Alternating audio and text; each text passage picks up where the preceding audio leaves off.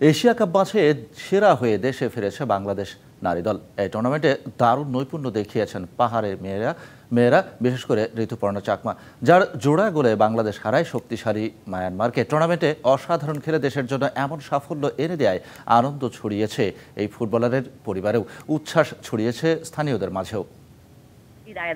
এমন বাঁধ ভাঙা হাসি বলে দেয় মেয়ে ঋতুপর্ণার সাফল্যে কতটা খুশি মা বসুমতী চাকমা। শুধু ঋতুপর্ণার মা নয়, পরিবারের অন্যান্যদের পাশাপাশি গ্রামের মানুষদের মাঝে ছড়িয়েছে এমন উচ্ছ্বাস। রাঙামাটির কাউখালী উপজেলার ঘাগড়া ইউনিয়নের মগাইছড়ি গ্রাম। মূল সড়ক থেকে গ্রামে যেতে হয় পায়ে হেঁটে। মাটির রাস্তা ধরে যেতেই দেখা মিলবে ঋতুপর্ণার বাঁশের বেড়া ও টিনের বাড়ি। বাড়ির ভেতরে শোভা পাচ্ছে ফুটবলের নানান অর্জনের কৃতিত্বের স্মারক। সাজানো এই স্মারকগুলোই বলে দেয় ফুটবলে কতটা সফল ঋতুপর্ণা।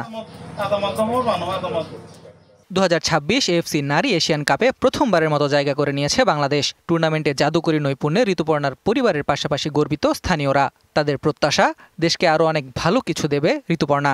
26 সালে যে এশিয়া কাপ বাছাই যে টিকিট পেয়েছে, এটার জন্য খুব গর্বিত আমরা। ঋতুপর্ণা চাকমা আরো জন্য ভালো করতে পারে। আমাদের গ্রামের মেয়ে ভালো খেলেছে, আমাদের খুব ভালো লেগেছে। ঋতুকে নিয়ে আমাদের খুব গর্বিত হয়। মেয়ের খেলা দেখে খুশির পাশাপাশি প্রার্থনা করেছেন আরো ভালো খেলার। Click backup LED light load shedding এ দেয় 3 ঘন্টার ব্যাকআপ। লাইটের ব্যাকআপ, লাইফের ব্যাকআপ। ভালো লেগেছে, সুন্দর দেখেছি। আমার মেয়ে আমাকে জিজ্ঞেস করেছে কেমন দেখেছো, বলেছি খুব সুন্দর দেখেছি।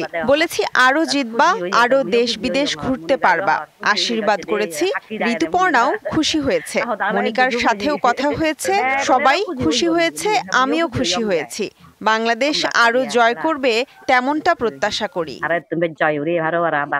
এশিয়ান কাপ নিশ্চিত করে দেশে ফিরে যেন দম ফেলার সময় পেলেন না ঋতুপর্ণা চাকমা। লিগ খেলতে উড়াল দিয়েছেন ভুটানে।